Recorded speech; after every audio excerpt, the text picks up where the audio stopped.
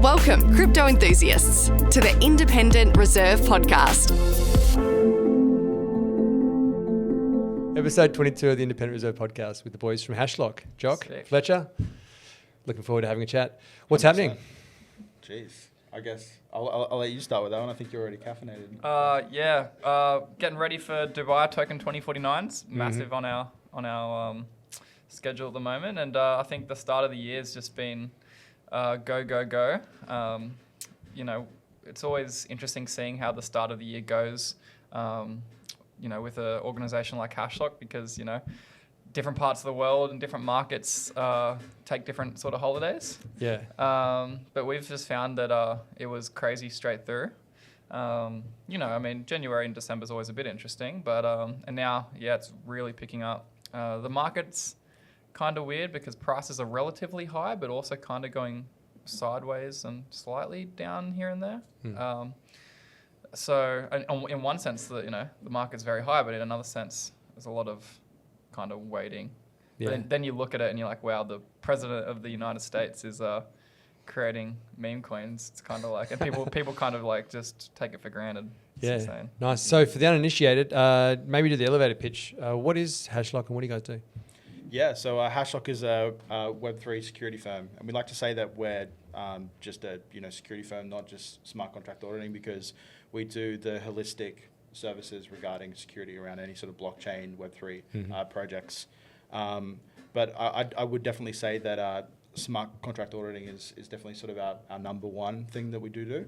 But obviously, attack and pen, active monitoring. We're actually working on a really cool sort of product collaboration at the moment too, which is sort of under wraps at the moment, I guess. It's not completely launched, but it will sort of fit under the active monitoring suite. But that's sort of where I think, and Fletcher was alluding to, it's sort of been heads down, bums up for the first half of this year, pretty much, first start of this year, sorry. And we're sort of waiting until Token kicks off, and that's when all the sort of international travel and trips and events sort of start running up again. So Dubai Token is coming up end of April. It's going to be a big one. So did you guys go last year when you got caught in the floods?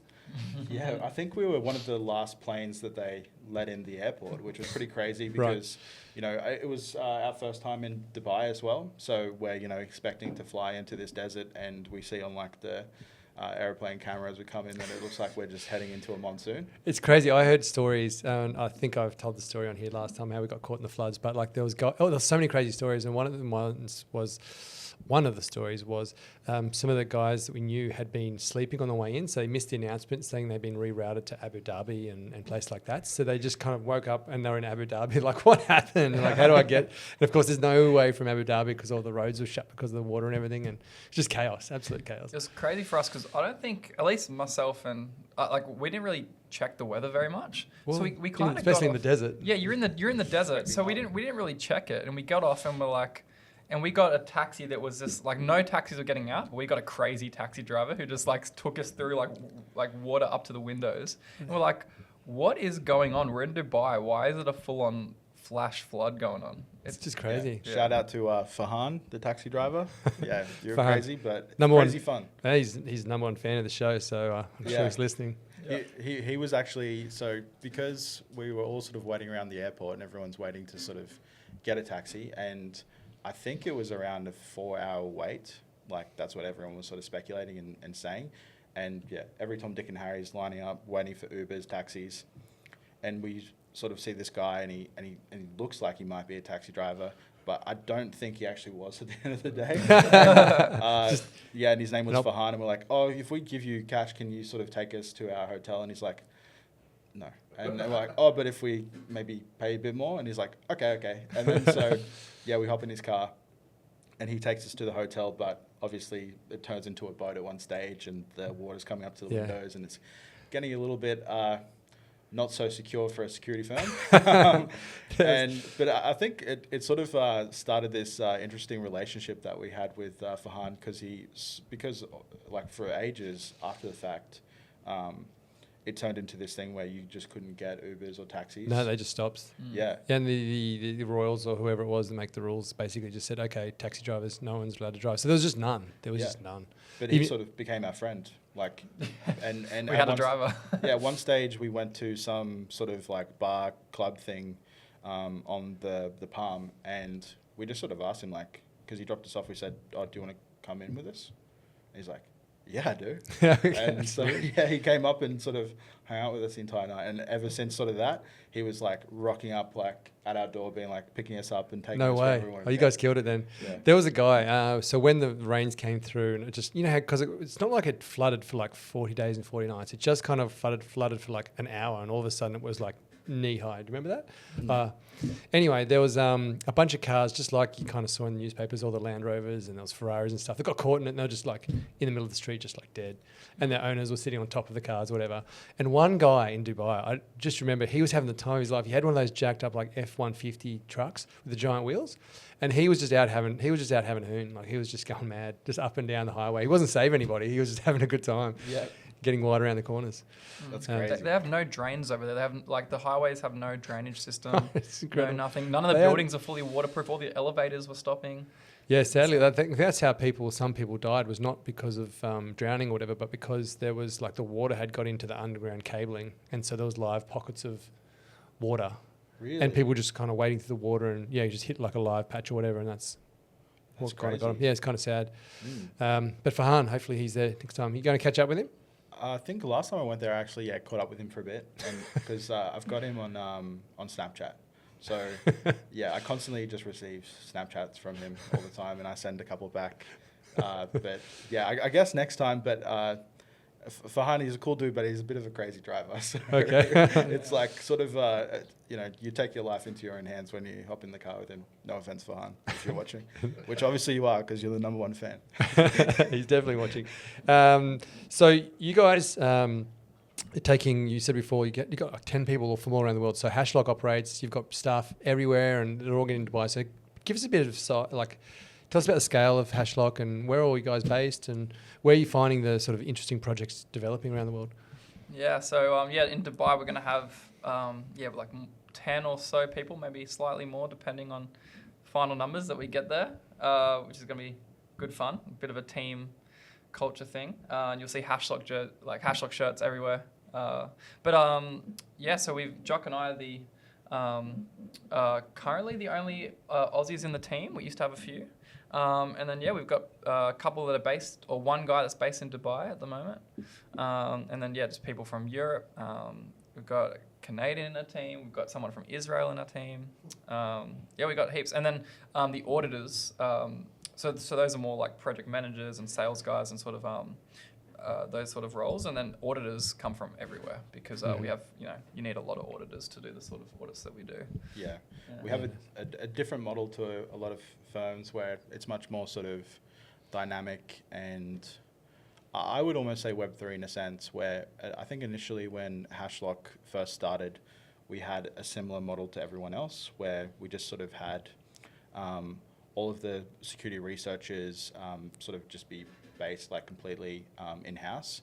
And now we've sort of moved to this more dynamic model where we're leveraging the sort of best talent in the space. There seems to be more of the sort of, bug bounty, white hat hackers, but also still with that structure led by our in-house lead security researchers, so that we have this best of both worlds where we're not only hamstrung by if there's, say, for example, you go to a firm and they have a certain amount of in-house team, and this new emerging ecosystem comes out, and you say, oh, hey, team, do you guys know anything about this? If they don't, then your only sort of technical capability is limited to those people.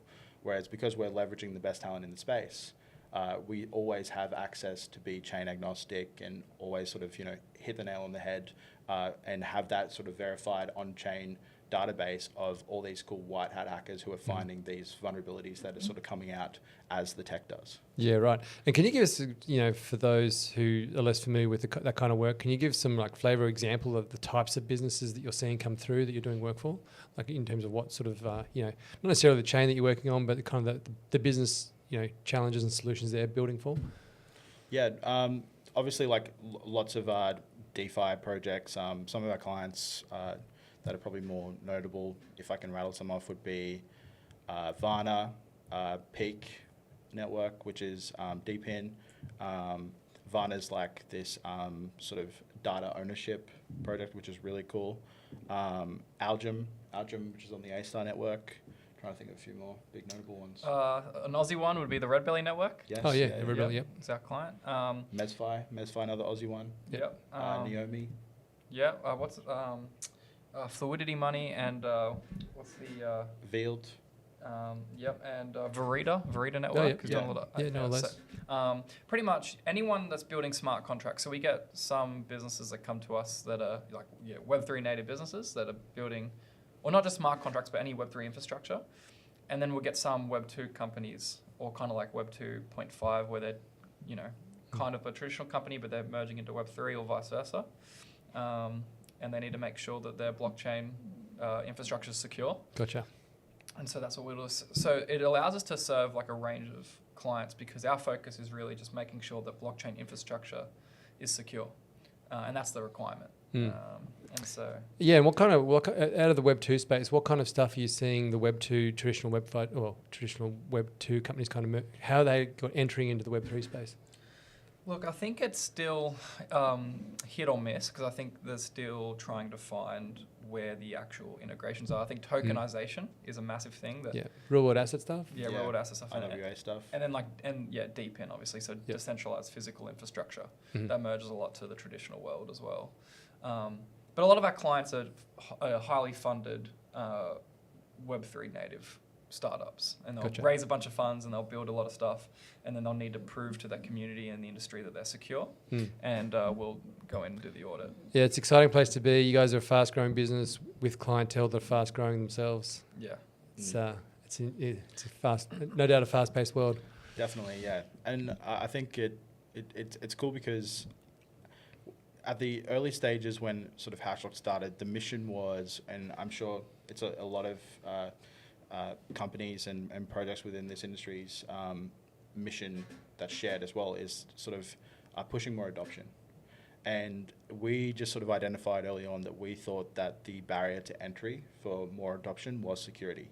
I feel like sometimes we can get too sort of caught up in our own bubble within Web3, even though it's a tight-knit circle. I've really loved that it's very open, but from people who sort of aren't in the industry or aren't in ecosystems yet, from the outside looking in, unfortunately, the bad news sells better than the good, and they hear about hacks and scams, and especially with large hacks that have even recently happened. But I think it's a testament to the technology and also to the community that it's not so much about if a bad thing happens, it's sort of about the reaction. Like even with, for example, Bybit. Yeah, I was going to ask about that. I'll bring in a story in a second, but yeah, go for it. I think I remember seeing like a data point somewhere saying that they had like an uptick of users, and obviously even like a lot of our team use Bybit, and I was like, oh, so how's it all going? How's your feelings about it? And they were like, oh yeah, good. I was happy with how they reacted. Yeah, they did. Bybit handled that extremely well. It was incredible. They hacked that size, and they just handled it so well, and they were right onto it. And they it's like, what's the word? Damage control. Battle stations, whatever they did that better than you remember when Optus and stuff got hacked, and the lady was kind of like, I think she ended up losing a job out of her. She kind of said, well, yeah, it's not really our problem. It's kind of like, what are you talking about? Remember her response was like, just leave me alone. Don't be upset that I can't remember the actual thing. We can slice in some response from her and somehow in this, and you can see it. But they kind of just did it better than businesses that have been around for 50 years. Yeah. Do you know what I mean? I feel like that's almost like something that needs to change with Web 2. Even with what happened with CrowdStrike. I think in Web 2, when issues like that happen, the motive is almost let's try and not make a big deal about this. Let's almost try and bury it. Whereas with Web 3, and even with the security service that we provide, sometimes we have to do a little bit of client training, sort of letting them know that hey, we're going to find all these issues with your product, with your project that you care like a lot about. A lot of like really smart devs went into this and built this from the ground up, and we're just sort of go in, pull it apart, break it. That's your job. Yeah, and essentially it's seen as like airing dirty laundry to some degree, but at least from a like hacker potential, it's best to air that dirty laundry and know that there's none there than to sort of say, hey, you know, we haven't even checked to see if there's any dirty laundry hanging around. Yeah, the Bybit. I remember, like I said, I remember the Bybit one. Like because it was not just the exploitation of the smart contract, it was exploitation of the people, and they kind of, you know what I mean? It was like a multi-leveled, the actual code itself that it took to do that was pretty simple. It was a pretty simple change. Like maybe I could have even rewritten it, right? It was pretty basic. But they'd compromised the people and, you know, but to Bybit's credit, I remember the guys from Bybit was telling us, like, as soon as that happened, like, they kind of were able to, like, they kind of had to rebuild it all from the ground up. Do you know what I mean? They saw the exploit and they didn't move anything. Luckily, they didn't, because they probably would have lost more. And do you know what I mean? They sat there and they were able to rebuild it all. And it's a testament to kind of Web3's ability to kind of, with smart contracts, I guess, in particular. Yeah, well, every time that we, when we build things, we always have that sort of like offensive mindset. It's like as soon as we build something, even down to like our website, it's like, how would we attack this? So it's like it's built, it's ready to go, and then it's like, all right, let's just run attack simulation on ourselves and think of all the ways that and that's, you know, obviously not holding anything you know, of value, but it's still important to do. So I think that just that sort of offensive mindset about how to actually attack it, having and getting people that and that's the thing too. I think with security, sometimes the idea is that, oh, I can just get my devs to do this for me, but you can have the best builders in the world, and the idea is that, you know, if you almost are building a house, you pay for builders, but if you want to sort of break into a house, like yeah, builders probably can have a go, but like you would pay someone who is almost like a mastermind, like thief, to like sneak in and check the locks and look at the cameras and all that. So having that sort of offensive mindset, and that's where utilizing white hat hackers who have all this data set behind them and all these vulnerability findings and bug bounty payouts, that they're the best people for the job, because they're trained in breaking, not building. Like that dude from Catch Me If You Can.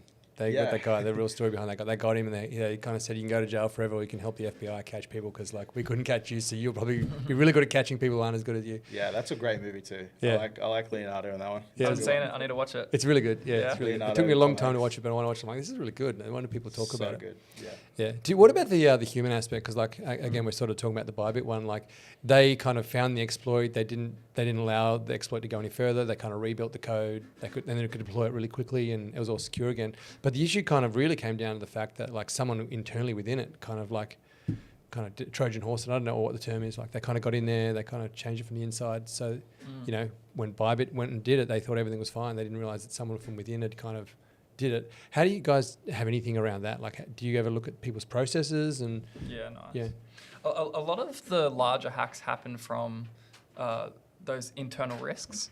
So we do a few things. We have to be an independent auditor, but we have to educate our audience that we're verifying the code infrastructure. So that's what we can be sure of if the code, well, mostly sure of, you're never fully sure, but mostly sure that the code's safe or not. But then, yeah, you do, so that's what the audit comes out and says, right? But then there's some clients where you have to do some ongoing consulting with them and help them figure that out. Figure out that, hey, just because we've done these audits, you've got staff, you've got a dev team that was a bit... In North Korea, which is a bit suspect. Yeah, so many bad dev... We'll get a client come in and we'll just ask, who developed this code? And they'll say, oh, this dev team. And I'm like, yeah, okay. And it's a bit scary because it's a bit risky. So are we allowed to say that too? I think we can. But so long as we don't dox the project name.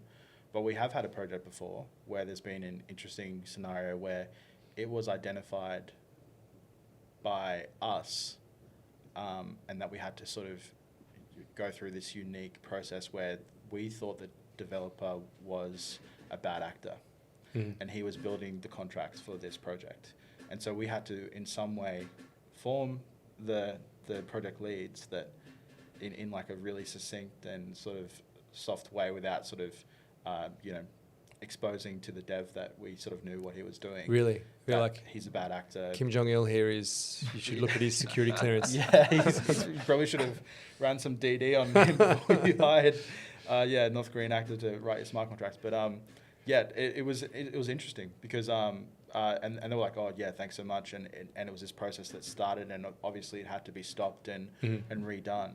But if that wasn't identified, that would be really bad, and that's always something that's part of the sort of DD that we run as well. It's like, so is this being built externally or internally? And obviously, running DD on who it is that is building it. But I think that is also cool with the active monitoring tool that is soon to come out, that although we can't actually declare whether or not we think, like, it would be great if we could audit the people, but that is such an unlimited variable that there's no way to do it, because a really good person one day and they have a bad day and then want to rug the whole project or something like that. But we can declare the admin executable functions and say, hey, we can't say what the people can do, but we have the code here, and this is what the people can do with the code. And these are the functions. So we'll declare those functions and say, hey, just let you know they can do this, they can do that, so that it says. And I think part of our initial sort of fast growth too was that our reports are written in a way that I think, I've heard from more technical people that they don't like it as much, but at the same time, they really like the technical aspect, whereas the sort of investors and people who aren't so technical really like our reports too, because we break it down into two halves, where the first half is very human readable and doesn't have to be technical, and then the second half is catered towards being super technical. So whereas, obviously the more technical prefer just like written, like it's been just, a printout of the IDE, the code base, and super tech, but that's fine. Yeah, right. But the thing that sort of push was for more adoption, where it's like, hey, you don't need 7 years of Solidity dev experience to be able to figure out if a project is secure or not. Yep. Write it in a way that will sort of explain it in simple English, and then as an investor, as a community member, is this safe to interact with? Yeah. And people don't realize one of the simple things that people often don't do when you're using a blockchain protocol or investing in blockchain assets is just look up who's done the audit, if there's an audit. Hopefully there's a few audits, and read a few of them. Just read what you're about to use. Don't just assume, because it's the nature of Web3 tech is it's very emerging, and you never know what you could be dealing with. Yeah. Yeah, absolutely. So how are you guys finding it? I guess in terms of, just your growth, Web3 is a new space, and it's, like you said, it's evolving really quickly. How did you guys decide, you were really going to start? When did you guys decide to start Hashlock? Like, what was the genesis story from you guys? I'm trying to think. Yeah, when it depends how far back we go. Do we go back to where we met, or do we? I reckon you can tell us. You can tell a story. I reckon. Of where I met Fletch. So, yeah. If you want. I met Fletch at his 18th birthday party. All right. And I rocked up with his older sister as my partner. And I was wearing like a really offensive T-shirt, which I thought was funny. But I won't say what was on it, but it was offensive. And I thought it was funny. And sort of shook his hand and said, "Hey, mate, happy birthday." And he's like, "Who's this dude that my sister's..." This sus guy. And I think I had like a really long beard and just looked very scraggly. I was going for punk rock, but it looked a bit more homeless. You've grown up. I've grown up. Grown up, all right. Yeah. I feel like I've blown up, but but yeah. So and then I think it very early kicked off into this really cool friendship, and we would sort of play video games together. And I like to say that I was the person that introduced Fletcher to crypto, and then Fletcher did what Fletcher does, and he fell down the rabbit hole, and he got really deep into it. And then Fletcher came back to me, tapped me on the shoulder, and said, "Hey man, we need to do something with this." All right. And then make a business about it. Yeah, we're like, because I was working at a marketing agency at the time. That was because I didn't like uni, so I ended up just working full time at a marketing agency while I was doing uni, and then I just dropped uni and just was doing that. And then I was in the similar time frame, and I'm like, "Jock, I'm learning like stuff about marketing, and like Jock's got all his skills, and I'm like, yo, let's just make a business. And you've told me about this crypto thing, and it seems to be like the opportunity. So we knew we wanted to do a crypto business, and then pretty quickly after just talking to a few people, it's like, security's the need. And the other really good part about the opportunity was, we had a really good timing because there was one other security firm in Australia called Sigma Prime who we look up to and really like. Oh yeah, Sigma, we know those guys. Yep. Yeah, really, really good guys, and a really good team. Has been around a bit longer than us, but they did a few different. They do like they've got a few different things they do. They do some stuff with the Ethereum network, and they do some dev stuff and a bunch of things. So that was one, but aside from that, there was no other. And so Hashlock was kind of after them and kind of the first that only did security. Just we don't dev, we don't do anything. We're just an independent security firm. And so we had a really good timing. And then we got a lot of Australian projects early, some of the ones we listed earlier. And then the story was, when we went to the global market, was, hey, we're a team that's grown and blown up in Australia and done great work. And we've had a great reputation. And then, now, most of us, just because of market size, comes from elsewhere. And most of our teams elsewhere. Yep. Just because of the nature of the Web3 space. But that was kind of within less than a year, we had a lot of the larger Australian protocols. Because they're like, if we don't work with you or Sigma Prime, we have to go, to a different country and work over Telegram and send them, and it just wasn't as good of an experience. Yep. And so, yeah. They're fascinating. When you go to Token these days, both Singapore, Dubai, even in Hong Kong. Were you guys in Hong Kong? Did I see that? Jamie was in Hong Kong. Jamie was okay. Yeah. Oh no, I was like, I swear I saw something. Yes, I saw Jamie. Sponsored an event there. That's right. That's right. With Peer 2, I think, and the guys, was it? I think Peer 2 did. Peer 2 have a? Oh, they did it with Cast. Sorry, and then you guys, there was Hashlock did maybe did it for one, but I definitely saw Jamie at an event. Yes. Yeah. Oh yeah. Jamie would have been at a Cast event. Yeah. Yeah. He loves Cast. Those guys are building a cool product. Yeah, so he was. That's definitely my story. It was a real Aussie hangout, that one, because of the Aussie connection there. So those events now are really kind of heavy focused on Web3. Like I guess previously the bigger company, just because they were the first ones, tend to be the exchanges, right? But now a lot of those events, the exchanges are less present than a lot of the Web3 companies there. It's like 80, 90%. It feels like it's 80 or 90% Web3 now. Yeah. And the exchanges have kind of like, gone off to do a slightly different thing now. It's a really, really heavy Web3 focus. So it'd be a happy hunting ground for you guys being there, I guess. Because everyone there's a direct client for you guys, potentially. I'll tell you about events for Hashlock. So when we started Hashlock, we had our first and currently our only investor was who I used to work for at Smith Brothers Media. That's a long story there. But they sort of put the offer out for investment. But it takes a while to go through all that paperwork, especially as a startup like we were. And so we went to the Australian Crypto Convention in 2022, I think. Down in Melbourne. Was it Melbourne or Brisbane? Oh, Gold Coast. Yeah, that's Gold Coast. I think it was their first ever one. Was it? It was either their first or second ever Australian Crypto Convention, right? And we went there because we didn't have the money yet. And we only had like one. We had to loan 10 grand from the bank that we didn't have.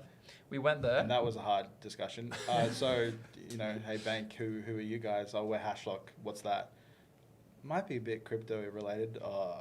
Like they didn't want to talk to us about that. And so I managed, after it was like pulling teeth. I thought you just smooth talked him like you did Fletcher's sister. Probably did. That too, yeah. But they gave us five grand Aussie.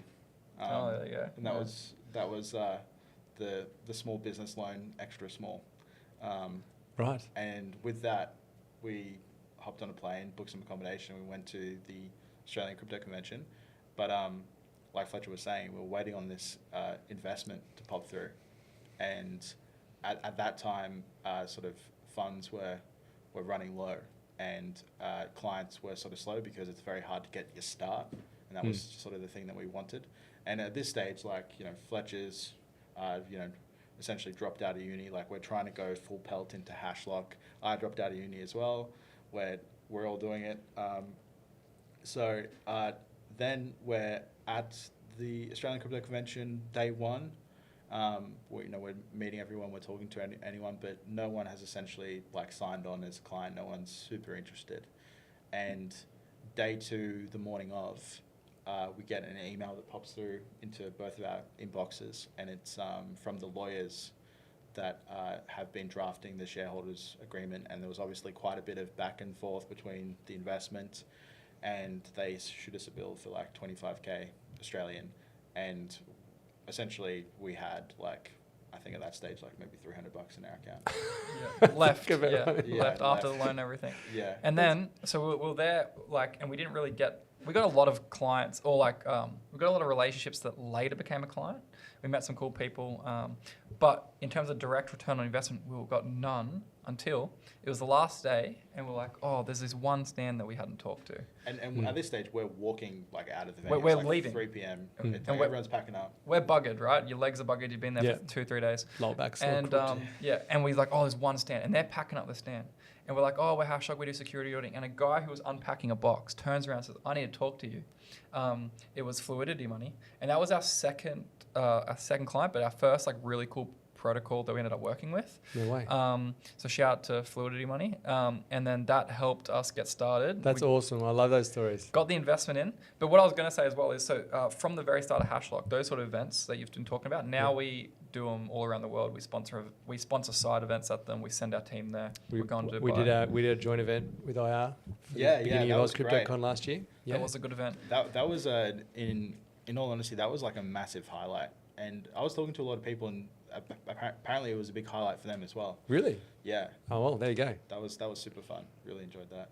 Yeah, those sort of events have been massive for our growth in terms of just how the industry is. It's a very tight-knit industry. It's a growing industry, but very tight-knit. So those sort of events for us, like you said, there's so many Web3 protocols and that are building infrastructure there. Mm. That they all need security. Yeah, it's fascinating, right? Because like I always say this about, for people who aren't in the space and they don't realize these Web3 businesses, a lot of them didn't exist. There's now thousands of them, right? But go back 2 years and there was zero, right? It's not like there's just a couple. And they're growing, right? And they're growing and they're eternally growing. It's a really, we often talk about it, and we had Amy Rose Goody on, as you know, who's the CEO from Deco, and we're always talking about like how do we get more Aussie startups, and you guys are like a perfect example of that. Like, how have you found it like in Australia? I mean, you've had to search globally for talent and all this kind of stuff. Do you think, you guys are Aussie, obviously Aussie, and I presume you plan to stay here, or like do you think at some point if you really want to go big, do you have to move overseas? Like, where do you kind of sit on that? Yeah, that's a difficult one. I feel like at the same time where we want to stay like in Australia, I think, as far as I'm aware, with yourself and myself at this stage. I do think, at least personally, like maybe later on down the line, like I've always been a pretty big fan of like Japan, and I do really like Japan and everything in terms of like living there potentially, but obviously I feel like I really take space for granted when I go over there. Yeah. Especially being a bigger boy as well. But I do think that very sort of early on within our business growth, we sort of, not in a sort of egotistical way, but sort of captured the Australian market. And there's really cool projects building in Australia, but we sort of said, hey, if we're only going to stick to Australia, this is going to slow down very fast. Yep. And that's when we saw this like really sudden dynamic shift from all of our clientele essentially being like 95% Australian based. And then there was a switch, and it pretty much is now, I would say like 90%, 95% even maybe international. Yeah, right. Fascinating. So I'm not sure, like, I don't think we have to like pick up shop and move, but the only thing that sort of I would like Australia to do, and hopefully it's coming faster and less about sort of, talkings and murmurs and more about action. And hopefully, what's happening across the sea is sort of, putting a bit of wind in our sails to get moving. But yeah, I hope there is more positive regulation moving forward. So because I think it stops people from building in Australia. Yeah. And Australia itself is missing out on this really cool emerging tech because, a lot of people that might be Australian facing, they're based elsewhere because it's just a friendlier jurisdiction for what they're trying to do. Yeah, I mean, the amount of times we hear that across the industry, and so many people like Steve Allers and Amy Rose Goody and all the different organisations that have worked so hard to kind of get in politicians' ears. It seems like the politicians hear it and they go, okay, you guys want regulation, we've got to do something, but neither of it's still not. You know what? It's progress is progress. We still don't have regulation. We still don't have legislation in there, but we do at least seem to have both sides of politics now, at least claiming they're going to do something. Exactly. I mean, Andrew Bragg was pretty close, I guess, before they change of government. Labor said they would do something, have done nothing, but they have come out recently. They had released Treasury released something, and certainly the politicians say they're going to do something, but they can say a lot of things. Hasn't actually happened just yet, and we've got an election up in like a month or whatever, so we'll see what happens. Yeah. But yeah, it would be good because like this, you guys are a great example. You started this business. It's a great story how you got going. You want to expand. You're already another Australian success story, and you're sort of saying, hey, we need this stuff to keep going and bring more business here. Like, come on, guys. Like, doesn't everyone want business, jobs, and innovation? Like, why is this still taking so long? Exactly, and because this tech is borderless and international, and everyone can sort of you're pick up and move. You can pick up and move, and so it doesn't. If the friendliness of the regulation needs to be there, otherwise it's too easy for people to go elsewhere. Yeah, it just seems. It feels like so often you're beating your head against the wall to try and explain it to people, and I mean, the reality is this government just moves slow as well. I mean, you guys move in an industry that moves at the speed of light, and just governments just don't move that quick. Yeah. So we do have to kind of temper it. At least the train is in motion, and it builds momentum slowly, I guess. 100%. We always get scared because we're running at startup pace, and even when I would probably not say that we're a startup anymore, we still try to be like, okay, startup pace. And when regulation of government moves nowhere near close to that, it's a little frustrating, but we have to understand that the government isn't a startup. So you're correct, exactly. Yeah. Although sometimes, though I have learned something even more revealing about you, Jock. So everyone knows, well, anyone who's been in crypto, I met Jock for 5 minutes, associates you with Karaoke. A sing-along. In fact, I don't even think you hide behind it. When I saw you guys in Singapore for Token last week, I think the first thing you did was like, hey Lee, check out my work. You got up on stage and there wasn't even a karaoke, you just got up there and sang. Yeah. And then now I find out you like Japan and obviously the home of karaoke. I know, yeah. I think it would be... Are you going there just for the karaoke? I am actually going there in a couple of weeks for Team Z. Okay. So the Web3 AI event. And I think it would be, it would be a very bad thing and very unlike myself if I went to Japan and didn't do karaoke. But I think crazily enough, when I went at the end of last year for a personal sort of holiday with my family and did a bit of business stuff there too, I didn't do any karaoke. I couldn't believe it, but I didn't have anyone to do karaoke with. So I definitely need to get my karaoke in. I think it's back in the day. I used to be in somewhat of a garage band in. But you can actually Newcastle. sing, right? Everyone can sing. Some people shouldn't. Maybe I'm one of those people. But after a couple of beers, I think I can. That's all we need. That's all you need. What about you, Fletcher? Did he drag you out the karaoke then? Jock tries to get me out sometimes. I'm not as good as him. Not as good as Jock. I lived in Korea for a year or so back when I was at uni. I did an exchange there, and they have it's not karaoke. It's karaoke, but they call it noraebang, which is literally song room, and it's huge over there. And all the Aussies had been over there. When you haven't done it before, it just seems weird, right? Because getting up in front of a room full of, even in this case, room full of friends to sing, it's just terrifying if you can't sing. After a few beers, okay, you get a bit of confidence. But I still remember that my friend who had been there a little bit longer than me, she said, "Oh, come along to do karaoke with all these other people's students or whatever." I'm like, that sounds horrible. I don't want to do that. She's just like, you know what, just get a few drinks in here, you'll be fine, come along and you'll do it, right? And that's what happened. I got in there, started doing it, and I was like, this is amazing. I want to do this all the time. I can't sing. I can guarantee you I shouldn't be one of those people that sing, but they get drunk enough and they had enough heavy reverb on the speakers. Yeah, it's fine. Those karaoke mics make you sound great. Yeah, they do, right? And you're in this false insecurity, like, oh, I'm nailing this thing. I didn't know I could sing. No, you can't. But the same thing happened, and every time I had someone new come across, I'm like, I've got a treat for you. We're going to go to karaoke. And every time time, the Aussies that came over, they'll be like, no, and that's not for me. Okay, after a few drinks, like, okay, fine, I'll come along, but I'm not singing. And by the end of the night, you couldn't get the mic off them. Yeah, that's the thing. Every time I've done karaoke, anyone who sort of has, preconceived notions about like whether or not it's going to be fun, if it's going to be lame, at the end of the night, everyone is having the most fun in the entire room. Yeah, you can't get the mic. Everyone's hopping on, everyone's singing. I think it's a bit of fun. We work pretty hard in this industry, so got to let our hair down every now and then. Yeah, nice. Do they have K-Song on rotation over in Korea? You know what? Everyone has their song. I have, everyone had their song, and those machines, right? They probably changed now, but like they had the machines where like they were all the different karaoke rooms after wherever you went to the bar or whatever. Where there was always one, like there was one on every block, and they all had the same machine. And like I knew my number because I always went in there. I was like, okay, if no one's going to grab the mic, I'm jumping there first. I'm going to give love a bad name, some Bon Jovi.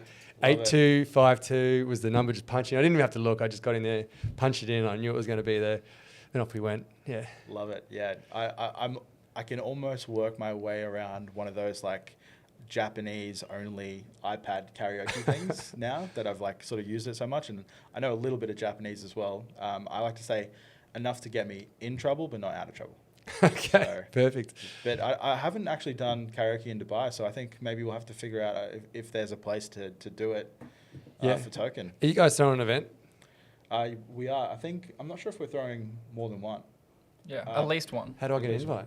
Oh, you're already invited. Done. Yeah. I'm there. Yeah. We'll have to figure out how to get karaoke to that, even though I think that's a daytime event. That might be a bit rough. Yeah. Karaoke's different more vibe. We're in. Different Let's vibe. go. Karaoke's more of a nighttime thing, I feel like, Yeah, nice. But we'll see how we go. Jared. I've been listening. Here's some events. Here's some questions I just thought of. How they? All right. I'm going to hit you with some quick questions, just to, for no reason, just because you would like to ask short, sharp questions. Great content. Great content. And okay, so let's do this. So let's jump into a few other questions. We've got what is the most interesting / vulnerability exploit that you've identified? It's a good one. Oh, yeah, it is. Yeah. We've had we can't name what, but a large consulting firm send us files that were fully corrupted. Yeah. That's a good one. So like one of the largest companies you can get pretty much had full-on malware going on that we identified. Mm-hmm. Yeah, it was a dark hotel Trojan, which is dark hotel is like a hacker group similar to like Lazarus, where you sort of have these identifiable groups. I don't think I'm not sure where they're based. Lazarus is in North Korea, but does Lazarus call themselves Lazarus? Or that's just what we call them? Because in North Korea, I imagine they call themselves something in Korean. Yeah, I'm not sure. See, I thought like obviously makes sense, but I'm guessing, not sure how that sort of ran, but I thought like in North Korea they have like the Red Star operating system that is just completely locked down. Obviously, that's only for, I guess the Gen Pop. And have you tried hacking it? Maybe you could take one as a client. I have at one stage had a look on a bootable USB of the Red Star OS. Yeah, so North Korean operating system, and just had a look around. Obviously, you can't connect to the internet. You can't do anything, and I probably wouldn't connect to the internet. That would be a bad idea. Yeah. Just show up as a blip somewhere in Australia, North Korea. That's not a good idea.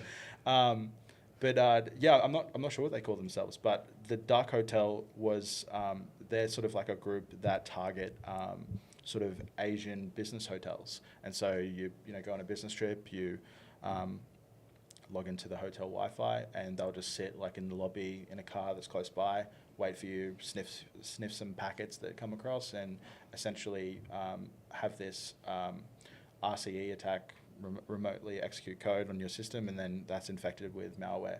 And like Fletcher said, this very large firm sent us this code, and so generally that's already a bit of a bit of a pink flag where we're getting sent a zip file full of code. So we do the security thing. We open it up within like a multi-layered virtual machine, so it's not touching anywhere near our local machines, and we see that it's just full of malware. And I think we thought this is a test to see if, they go for a security firm, send us some malware filter code and see if it's secure. And we let them know, like, oh, we passed the test. And like, what test? And we're like, oh, the code that you sent us that was like full of malware, that was on purpose, right? What? And so we had to let them know, hey, there's some, you might want to do a bit of a clean through all your systems because somewhere there's been a bit of malware. That's it. On that, do you ever get like bad actors attempting to kind of pay for your service to, I guess, get their tick of approval? Like to. We've had teams. The development team is definitely corrupt, and they're internal bad actors. So it's our job that when we get the code, we don't assume that the team are doing the right thing. We have to audit the code and make sure. We have to. That's why you have that dynamic where it's sometimes like they're paying us as our client, but we have to strongly review them, and you can't have this situation where it feels like, are you guys against us? Or because we have to review all the code that they've sent us, and be very honest. Sometimes we've had to say to clients, hey, what you've built is not okay. Yeah, right.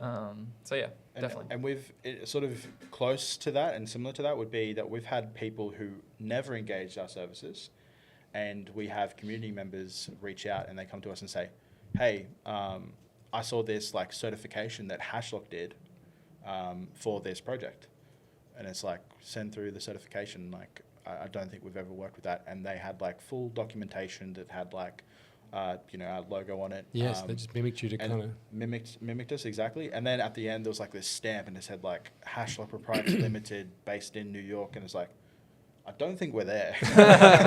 And look at Fletcher, we're sitting in Central Coast of Newcastle, like, no, we're definitely not there. So that, and we inform them. So without paying for our services, people will try and mimic, and I think that's the thing that Web's very sort of careful for. And obviously, we when we work with projects, they can host the report on their website, but we ask them if they can link directly back to our site, and always check that the domain is us, because if it's not on our side, then it's not us. Yeah, right. That's fascinating. Like, so what is the, I guess, working in this industry, what has it kind of had on you personally when it comes to using technology? Does it make you more or less trusting of software and technology? How do you think it's shaped your view generally on technology? Do you want to go first? Yeah, I think it definitely, look, I'm not in the tech day to day, so I think for me, running Hashlock, it gives you a broader awareness, and the team educates me. I often get told by the team what I should and shouldn't be doing around my own cybersecurity, and they'll be like, Fletcher, you need to make sure you're doing this correctly. So the team educates me. And you're like, what's 2FA again? Yeah, exactly, pretty much. So our team's always tell me things I didn't know. But it broadens your perspective. I think it also just depends. Sometimes with Web3 security, it's a common sense thing and a risk thing. Like, my risk tolerance is very low. I'm not going out doing a lot of risky things, but some people in the blockchain industry are, and so that's when you can get in trouble. So I think that's what I would say. I'm probably more OCD than usual and very skeptical of things, and so I personally have systems now. I feel like we sort of put a target over our heads being who we are.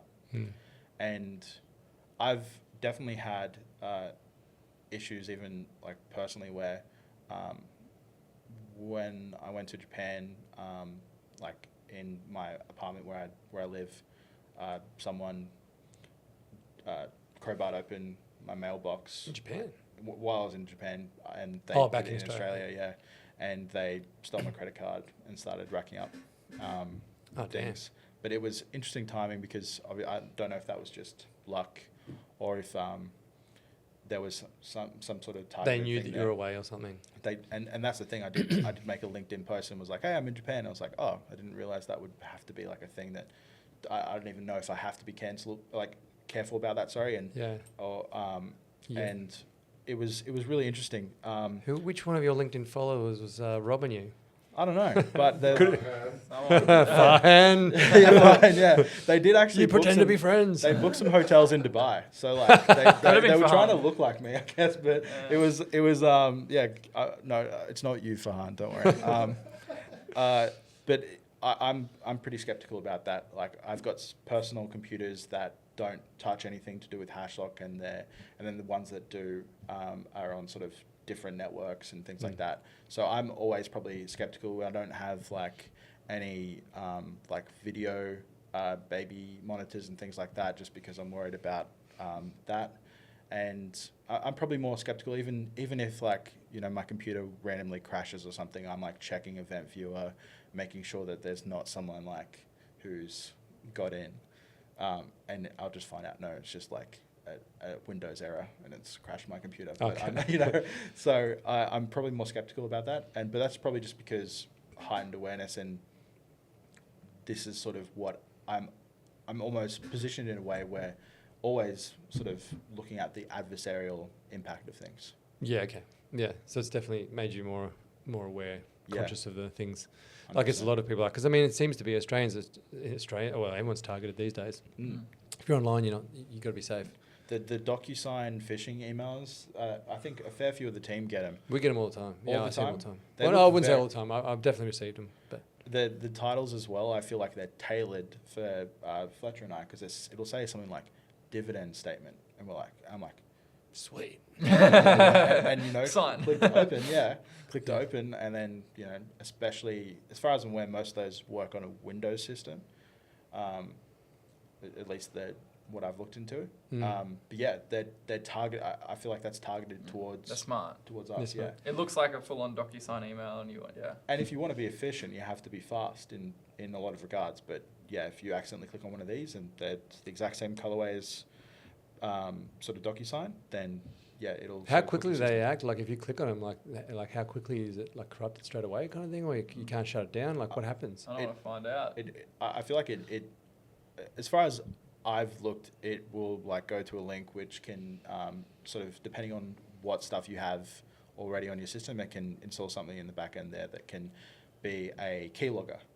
And I would probably argue that Microsoft is probably already doing a lot of keylogging if you have that little setting on in your operating system that says like inking and typing data, like let Microsoft learn how you type. That's essentially just a keylogger. Yeah. But this keylogger will be nefarious in terms of using your keystrokes for as soon as it comes across like bank details, logins, or passwords, it'll probably go in through that.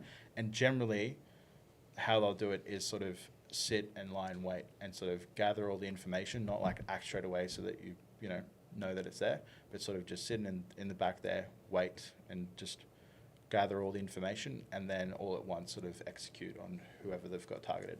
Right. Okay. So that's how they normally would get in there by.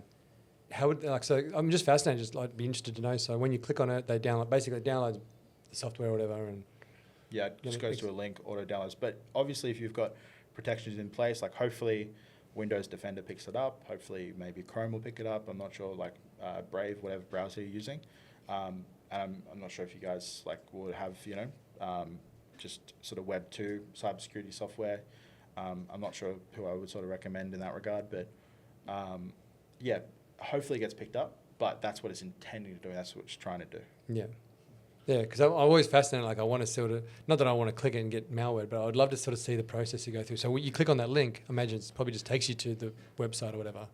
It doesn't necessarily, as soon as you click the link, I presume it doesn't like automatically download it. You got to go through the website or whatever. Or look, I don't know. That's my question. Yeah. And then when you're in there, I'd be interested to see what it looks like, but I'm never going to press it. I'll get none all year, and then I'll go for a job interview, and then that day I'll get a contract in DocuSign. And I was like, That's someone's smart. watching. Someone knows. Yeah, that's the feeling where it feels targeted, but I feel like there must be some sort of automatic flag there.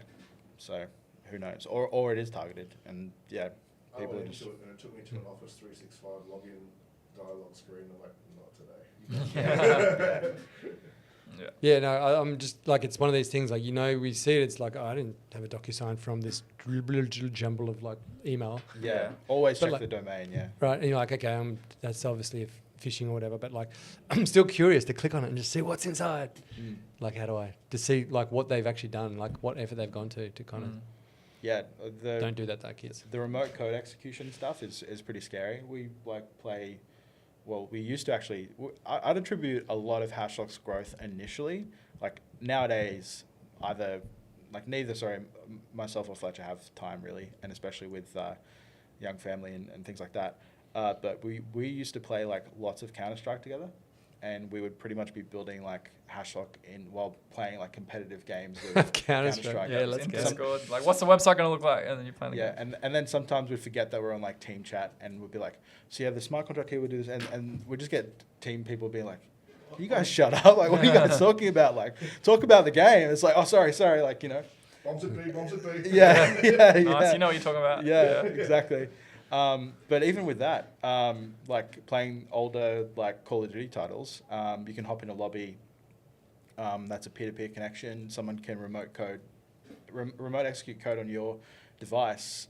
Even in like some of the like From Software, Dark Souls, Elden Ring sort of titles back in the day, it could be as nefarious as literally brick your computer. Like, you know, it is now just an expensive, you know, doorstop. Yeah, right. Elden Ring got me a fake Google Chrome extension which changes the wallet addresses on transfers from your wallet. Wow. So it would even appear, you copy or paste your destination address, it looks fine, then when you get to the confirmation screen to change, you're like, oh, I lost a little bit of money that way. How did Yeah. Elden Ring get you that? Oh, it was just from a Wear site, Fit Girl. Wow. There you go. Fit Girl's completely infested every game. There you go. Yeah. Yeah, I didn't know that. I've heard of those. I've heard of some extensions that can infect the wallet browser extensions. So yeah, it's scary, and that's the thing. We always just sort of have to be on the lookout for those things. But I actually think that is a benefit of Web3 tech, because I feel like even here today we're talking about all these things that are issues with Web2 tech. Even if you get like a text message from OzPost, it's like now to actually verify, you have to be onboarded into their platform. You have to download the OzPost app and make sure you download the right one to ensure that is actually legitimate. Like, we have this immutable ledger that we're using for transactions, and it's like that can be used to identify the truth in digital things as well. Yeah, absolutely. Yeah, absolutely. I mean, that's the whole point of it. It's verifiable. 100%. Yeah, fascinating. So changing tack a little bit. So you got a young Fletcher. Actually, I know you're both married. And you've got Fletcher's married, but I have a kid. So I've messed it's different stages, but you probably see a little like. But I would say I'm already technically married in some regards to Fletcher before he got divorced. And he actually married his wife. Gotcha. All right. So I completely made a mess of that. But because you were saying before, because we were talking about you got a young child, 1-year-old, is that right? Yeah. So I always get this messed up because he's 14 months now. So yeah, 1. I don't know. Like, some people are counting the days, some people are counting the weeks, some people are counting he's 1. Yeah. Around the age of just starting to walk, so your life's really screwed. Yeah, he pretty much nailed the walking thing down really quick, and now it's into the sprinting. The sprinting and just like opening everything and like pulling everything out of the cupboards and all that stuff. And so we've got this little sort of play area that we've like got for him in the living room of my apartment, and yeah, he just sort of makes a ruckus there. Yeah. Now it's tough. Oh, a lot of my kids are a bit older, so like now you're gonna have to just deal with that phase of just like constantly following them around and chasing them to do something, because they're not worried about you anymore because they don't need you anymore. They can just run off and do whatever, but you can't let them run and play in the street, obviously. And 100%. so you've got to just toddle around after them for the next 3-4 years. He'll be coming to Token though. Is he? Yeah. Let's go. I think he's even got, because we were sort of running out of details to fill on the like tickets, because we wanted to get make sure that we had enough tickets, because we're almost notoriously bad for being very last minute to getting tickets, where generally we have to rely on like third-party aftermarket sales to actually get into the event, or we decide we're going to rock up and hack in by just figuring out a way to get into events that we have missed the ticket for. But he's got his own ticket, and right. So Fletcher's wife will be coming over as well, and she's already put her hand up to have Hugo on her lap for the flight. It's brave. It's brave. Brave, yeah. I know you're giving Fletcher some advice before and say, mate, you'll learn about it eventually if you have kids. That's the thing with kids. It's the grinding, the non-stop grind. It's not any one individual act. It's the non-stop nature of it. Yeah. Jared's nodding. He's like, I'll do a joke for later. I would recommend, I don't know, it works for me. Not sure if it works for everyone, but I've found that switching to a longer workday works for me. So I do like generally most days, but then I get to take Monday as sort of like a quiet day. So gotcha. I go Tuesday, Wednesday, Thursday, Friday for the hours set generally like around 10 a.m. to 2 a.m. And I get the block of like morning, lunch. I have obviously break for lunch, break for dinner, but then come back on after dinner. And around like 10 p.m. in my household is like quiet time. So that 10 p.m. to 2 a.m. time is like this sweet spot of just like, broken up, just like focus time, which really? I find. So you just don't sleep? No, I sleep, but just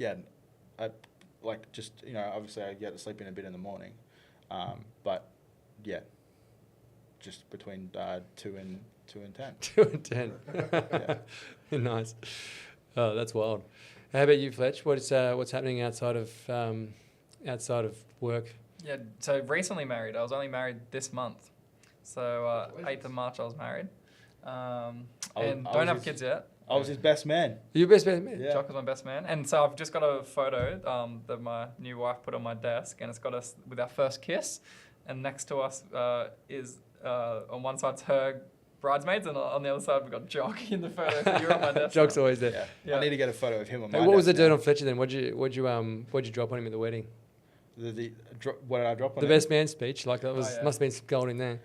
You like, what do you call it? You just did it off the top. I did it off the cuff because I felt like obviously I'm the type to make some jokes and stuff, and I had some jokes lined up, and then I think I like actually was sitting down and realized sort of how serious this event was, and like I was going to open with a joke, and I didn't think it would actually go down that well, and then so I changed last minute and actually just thought I'd just do it off the cuff, because I sort of realized that this is actually really, really important to Fletch. I'm really happy for him, and it's serious. And so I'm like, I can muster together being serious for one evening. And so I actually tried to deliver something that was, more heartfelt, more serious. I had a couple of jokes in there about, I think one that I pulled out was like, oh, congratulations, Sarah. Like sometimes I feel married to Fletch, we go around to all these events, and sometimes at the start we had to sleep in the same bed, and now you'll be able to do that with him too. Nice. Yeah, That's good. No, it's a tough one to get right. I've got a couple of all my friends, well, not all of them, but all the weddings I've been to, all the guys have married now. It's funny because I always like to compare the best man speeches. I gave the guys who did my speech about 5 minutes notice to tell them they're doing it. Oh, really? You just tap them on the shoulder? They did a good job considering they literally had about 5 minutes notice. But I've seen some good ones. I've seen some absolute shockers. I've got two friends, and I always rib them about who had the worst best man speech because both of them got up there and bombed, tried to make jokes that were just totally inappropriate or did no preparation whatsoever and were terrible public That's speakers. smart though. 5 minutes notice. I feel like it makes it better. Yeah, I really didn't want to hit the jokes that I thought were funny, but no one else did. Yeah. That would have killed the room, and especially as well when I saw that Sarah Fletcher's wife's, all of her family was there. I was like, you probably won't get these insider jokes. I'm just not gonna pull them. Yeah. I'm not gonna pull them out of the hat. Smart. I'll save them for Dubai. Save them for Dubai. Nice. So going to get them out. All right. I'm looking forward to these jokes. I want to hear them now. Maybe you can't tell them on camera. I'll never know what they are. Yeah, probably won't. Okay, but we know they're good then. They're really good. Too good for camera. All right, done. So now, thank you. I got invited to your party in Dubai, so I'm going to hear them then. Yeah, I'm really looking forward to that. We got the team like a Airbnb, and it's All sort of- right. So you guys are having a full bonding experience. Yeah, it's Yeah. a cult. We're going to use it as a bit of a team. Did you say cult? Yeah, Oh. a bit of culture thing. Yeah. yeah, bit of that, but not really. We call it the Hashlock House. No way. Yeah. Damn. So it's an 8 better. So All right. and we've got 2 of them set up, ready to go. So and they're very close to each other, as close as we could feasibly get. So wow, it's a party at your place. Is what I'm hearing. I think so. Yeah. I think I've said to Jock, let's have like an area of serenity. No inviting his people back to the places. Yeah, I think I took that as that you said. I took that as This is You you know said. you're talking to like if there's one ringleader after every crypto event. I've got a It's real Jock. Jock in. I've got a real Jock in. I'm like, all right, I want to sleep. Like, go somewhere else. Yeah, well, that's why I got 2 places, because one could be the party house, the other one can be the because obviously you bring your wife and bring my sort of wife and son. Like she's going to full and get the full child experience because she's going to be like Yeah. being the babysitter for like the whole week. I feel like you guys secretly love that. It's like you get all the good without any of the bad, because Pretty you can good. just be like, oh, there you go. Pretty good. Yeah, it's actually good. Yeah. That is good. Yeah. Oh well. That was fun. Wrap it up. Let's go. Sick. That was awesome, guys. Well, thanks for jumping by. I guess the key thing is we need to figure out how to get in touch with you, how do all the people who are listening, who want to get in touch, website, direct. Hashlock.com. And then LinkedIn's good for, Jock Haslam and Fletcher Roberts. LinkedIn's good. What else would you say?